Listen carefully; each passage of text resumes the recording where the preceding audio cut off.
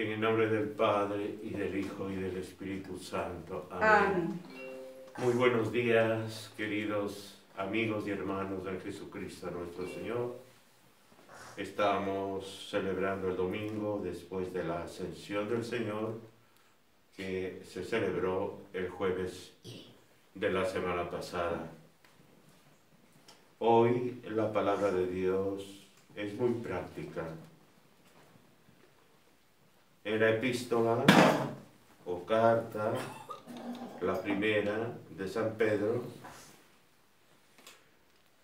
nos recuerda a través de Pedro, Dios mismo, las cualidades que hemos de tener y que hemos de procurar aumentar, suplicando humildemente la gracia de Dios, como la prudencia y el saber vigilar orando.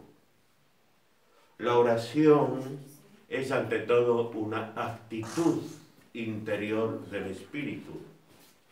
San Pablo dice que debemos orar sin cesar, orar todo el tiempo. Pero con esto nos indica que la oración verdadera es mucho más que las palabras.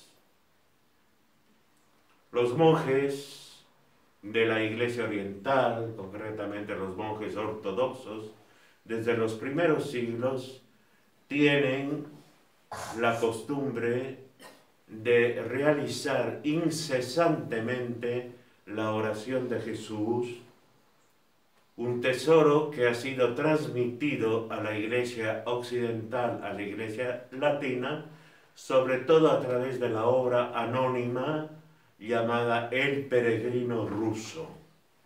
¿Y en qué consiste esta oración, conocida como la oración de Jesús u oración del corazón? Simplemente en la invocación que encontramos en el Evangelio de alguien que suplicaba a Jesús: Señor Jesucristo, Hijo de Dios, ten piedad de mi pecador.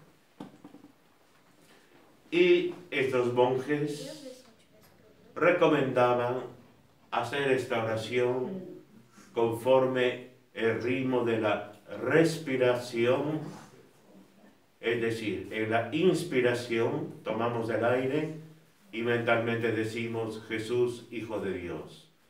Y en la expiración, ten piedad de mi pecador. Ahí está contenido todo el Evangelio. Y es la oración del nombre de Jesús por la sencilla razón bíblica, que ante el nombre de Jesús se posan todas rodillas en los cielos, en la tierra y en el abismo. El nombre de Jesús por sí mismo tiene un poder específico para alejar de nosotros todas las rechazas del mal y del maligno. Y esta la podemos hacer en silencio. Incluso los hermanos ortodoxos o de la Iglesia Oriental tienen una especie de rosario que se llama el chotki, hecho de lana de cordero, en que van desgranando esta dormida. Durante todo el día, mientras cocinan, mientras barren, interiormente van repitiendo: Jesús, Hijo de Dios, ten piedad de mi pecado.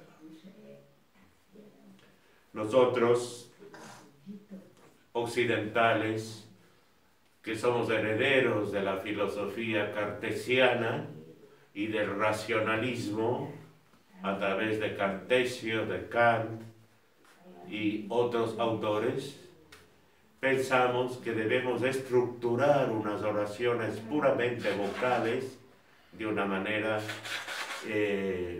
poética, racional. Está bien, porque cada cultura tiene su derecho, pero la oración de petición no es ni la más elevada ni la única. Ciertamente somos menesterosos y mendigos del Señor, pero tenemos que suplicar que nos dé ese espíritu más profundo de oración, como habla Teresa de Ávila en los grados de oración. la oración de quietud, la oración de contemplación, la oración hecha de silencio y la oración de unión, que es al máximo que puede llegar el alma en este mundo, en los desposorios místicos del alma con el Verbo eterno de Dios, Jesucristo nuestro Señor.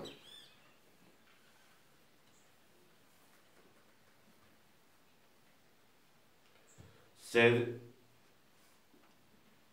prudentes y velad orando. Y teneos caridad unos con otros, porque la caridad cubre multitud de pecados. La caridad fraterna es sabernos soportar los unos a los otros. A veces es bien difícil. Y a San Juan Bermas decía que la máxima penitencia, mientras algunos creían que la penitencia más agradable a Dios eran los cilicios y los latigazos y cosas, no. San Juan Bermas dice, no, la máxima penitencia es la vida comunitaria. La vida comunitaria. Entonces, pedir al Señor esa paciencia, caridad, para sobrellevarnos mutuamente unos a otros. Porque todos nosotros tenemos nuestras cualidades, pero tenemos también nuestros límites, nuestros errores, nuestros defectos, de los cuales quizás ni nos damos cuenta, y los otros hermanos tienen que soportarnos.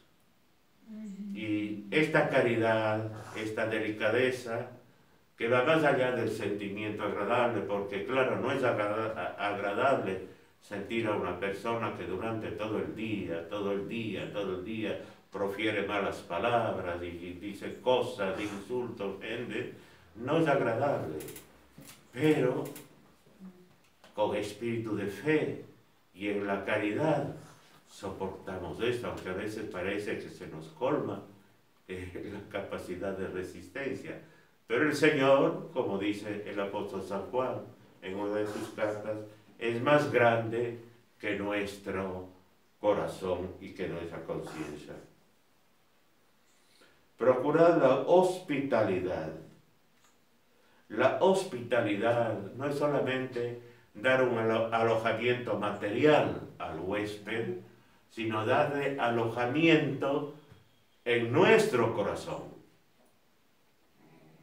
Podemos alojar a un huésped materialmente en una casa construida, pero nuestro corazón puede permanecer cerrado y no acoger al hermano dentro de nuestro corazón. La murmuración,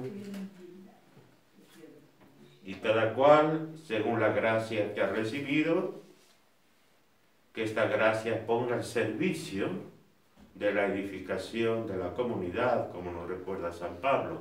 Cada uno de nosotros tenemos un carisma recibido de Dios, y los carismas no son dados a cada uno de nosotros para nuestra vanidad o engreimiento, sino los carismas son dados para la edificación de la comunidad. El que sabe cantar, un carisma. El que sabe predicar, anunciar la palabra de Dios, otro carisma. El que sabe guardar la castidad, por amor a Dios, otro carisma. El carisma de la curación, el carisma del don de lenguas, que nada tiene que ver con el bla bla bla de ciertas deformaciones carismáticas, ¿no? El don de lengua es el don de la caridad, que sabe percibir el rostro de Cristo y escuchar la palabra de Cristo en la realidad de los hermanos, particularmente los más despreciados, los más ignorados, los más olvidados. Así pues, estos consejos prácticos creo que debemos tomarlos particularmente en serio en estos tiempos en que en diversas partes del mundo hay tantos católicos que quieren permanecer, que quieren vivir y morir como católicos y que se ven obligados en conciencia a separarse de esta iglesia falsa que es la iglesia mediática que hoy está presentando. Esta iglesia falsa está en una confusión y en un caos como jamás ha sucedido en la historia. Porque el origen de la confusión está dentro de ella misma, dentro de la cúpula. Leía un artículo de un gran vaticanista o intelectual italiano que dice que después del coronavirus ya la jerarquía eclesiástica oficial quizás habrá perdido toda autoridad moral, porque durante esta epidemia del coronavirus se ha retroído nada de iglesia en salida, no, una iglesia cerrada en sí misma, una iglesia que ha entregado su soberanía a los poderes políticos de turno, a los gobiernos, para que los gobiernos metan sus narices en el altar y establezcan ellos las normas para dar la comunión. ¿Hasta dónde hemos llegado? Es que esto ya es imposible. Tomar la hostia con pinzas, como si se tratase de un pedazo de carne podrida.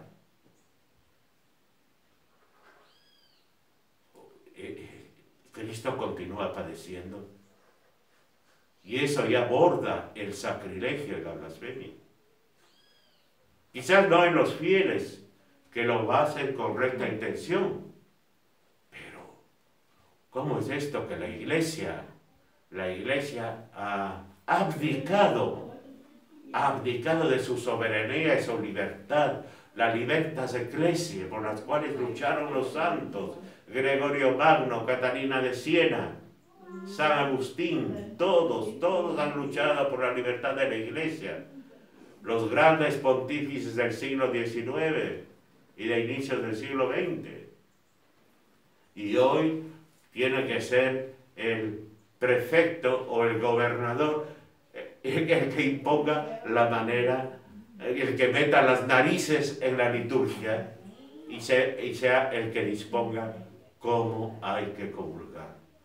Detrás de esta aparente política de prevención del coronavirus está, para el que quiera verlo y sepa verlo, una persecución a la Iglesia católica especialmente. Los obispos del Celam acaban de enviar su felicitación a los musulmanes por el Ramadán, que es un mes emblemático de ayuno y penitencia. Un ayuno que certamente durará durante el día, pero de noche comen muy bien, ¿no? Para resistir el ayuno del segundo día. Y se acuerdan de felicitar a los musulmanes y no dicen nada a las ovejas a ellos encomendadas, a las que dejaron sin las celebraciones de la Pascua, sin las celebraciones de la Semana Santa. O sea, hemos llegado a un punto de verdadero horror y de verdadera traición a Jesucristo. Dígalo aquí. ¿Y cómo obra esta falsa iglesia de la misericordia? Con la excomunión, con la censura. Después que se ha llenado la boca de diálogo y misericordia y de hacer lío, ¿no? Nunca se ha visto en el siglo XIX, en el siglo XX y siglo XXI, una dictadura, un verdadero régimen dictatorial como el que estamos padeciendo ahora. De modo que en las comunidades pequeñas que hacen la iglesia remanente no podemos ejercer este tipo de protagonismos despóticos que encontramos en la falsa iglesia para aplicarlos a nosotros. Sería una especie de otra traición. Tiene que prevalecer la caridad. Y Cristo en el Evangelio dice a sus discípulos que va al Padre para enviarnos el Espíritu Santo, el Espíritu Paráclito. Esta palabra Paráclito tiene muchos significados, pues en griego significa abogado, intercesor, compañero de viaje, amigo, auxiliador, aquel que está siempre pronto a sostenernos.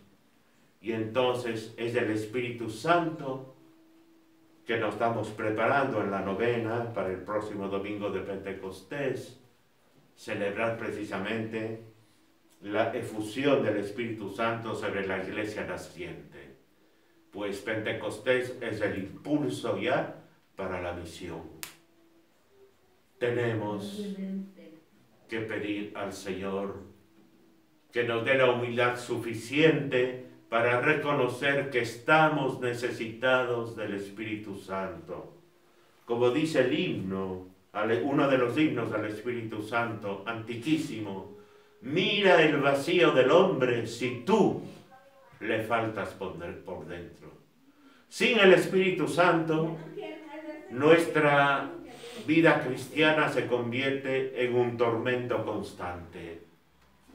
Sin el Espíritu Santo, la moral cristiana se convierte en una camisa de fuerzas.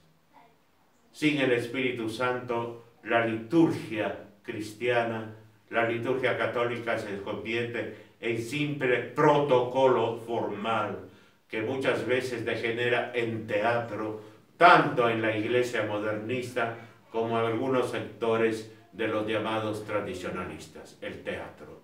En los unos lo ridículo en nombre de la creatividad, en los otros lo pomposo, obispos, cardenales que no ocultan su complacencia en llevar a niños y capas de 5 o 6 metros y llenos de encajes y llenos de cosas y con una solemnidad y una piedad bastante teatral, histriónica, y eso no.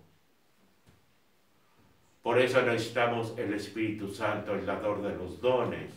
Riega la tierra en sequía, sana el corazón enfermo, lava las manchas, infunde calor de vida en el hielo. Que este Espíritu Santo dé un nuevo soplo a su iglesia que continúa viviendo, aunque no se identifica ya con quienes han traicionado a la iglesia, aunque ante el mundo aparezcan como la iglesia oficial. Pedimos pues al Señor que nos llene de este Espíritu Santo. Sin el Espíritu Santo somos nada. El Espíritu Santo nos revela al Padre y al Hijo. En el Espíritu Santo encontramos nuestro reposo. En el Espíritu Santo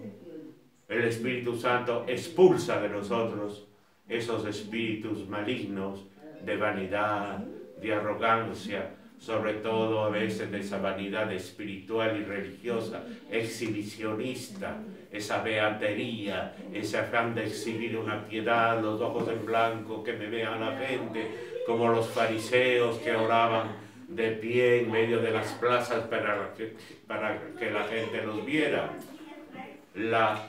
El Espíritu Santo que nos libre de toda hipocresía religiosa y que sepamos comprender de una vez por todas que nuestra fuerza no está en nosotros, no está en nuestros protagonismos humanos, no está en el aquí yo mando y punto despótico, no, está en la caridad mutua, en el saber que escuchar los unos a los otros. Es verdad que alguien debe mandar en estas comunidades, pero ese mandato tiene que ser servicio, un mandato que antes de ejercerlo debe dar la oportunidad a la escucha de los demás. Pidamos a aquella que es la esposa purísima e inmaculada del Espíritu Santo, quien la fecundó con su poder para que pudiera concebir la humanidad del Hijo de Dios que nos redimiera, la Virgen Inmaculada. Hoy la Virgen de Fátima es más actual que nunca. El mensaje de Fátima es más actual que nunca. Que Nuestra Señora de Fátima interceda por nosotros. En el nombre del Padre, y del Hijo, y del Espíritu Santo. Amén. Alabado sea Jesucristo. Para sempre seja louvado.